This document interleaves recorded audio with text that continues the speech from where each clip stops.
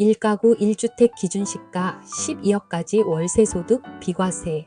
주택이 다가구 주택이라면 단독주택에 해당되어 19가구라도 월세소득 신고하지 않아도 됩니다. 월세 500만 원을 받아도 비과세. 안녕하세요. 에이스 부동산입니다.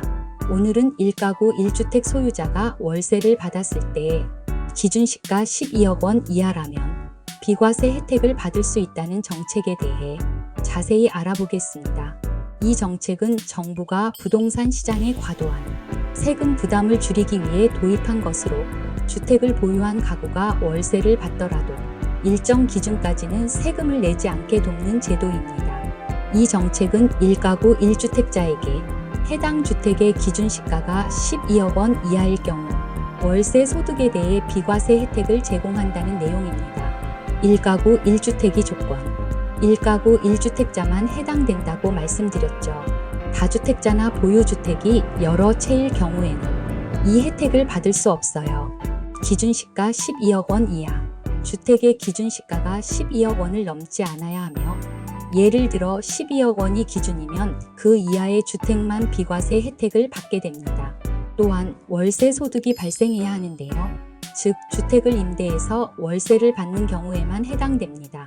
그렇다면 비과세가 되면 어떤 이점이 있을까요? 월세를 받을 때 세금이 면제되면 그만큼 세후 수익이 증가하고 월세를 안정적으로 받을 수 있는 기반이 됩니다. 예를 들어 A씨는 기준시가 10억 원인 주택을 보유하고 있고 월세 300만 원을 받는다면 A씨는 월세에 대한 세금을 내지 않게 됩니다.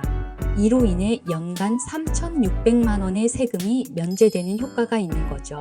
다른 예로 만약 오피스텔을 3채 보유해 10억 원의 재산을 가지고 월세 300만 원을 받고 있다면 이분은 오피스텔도 주택으로 보기 때문에 1가구 3주택이 되어 월세와 보증금까지도 소득에 포함되어 종합소득세와 의료보험료까지도 올라가게 됩니다. 이런 비과세 혜택을 받으려면 꼭 충족해야 하는 조건이 있습니다. 비과세 혜택을 받기 위해서는 1가구 1주택 조건을 충족해야 하며 기준시가 12억 미만이어야 합니다. 시세로는 24억에서 30억 이하 정도로 추정됩니다. 월세 소득이 비과세이기 때문에 세무서에 종합소득세 신고를 하지 않아도 되고 종합소득세 신고를 하지 않는다는 건 의료보험 부과 시 소득이 잡히지 않는다는 것입니다. 그렇다면 기준시가 확인은 어디서 할 수 있을까요?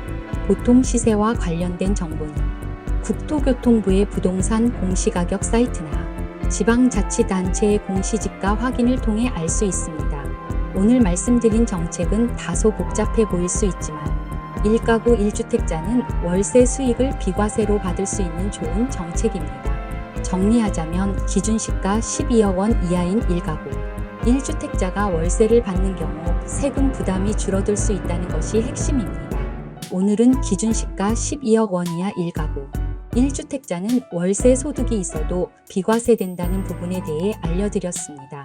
여기까지 시청해 주셔서 감사합니다.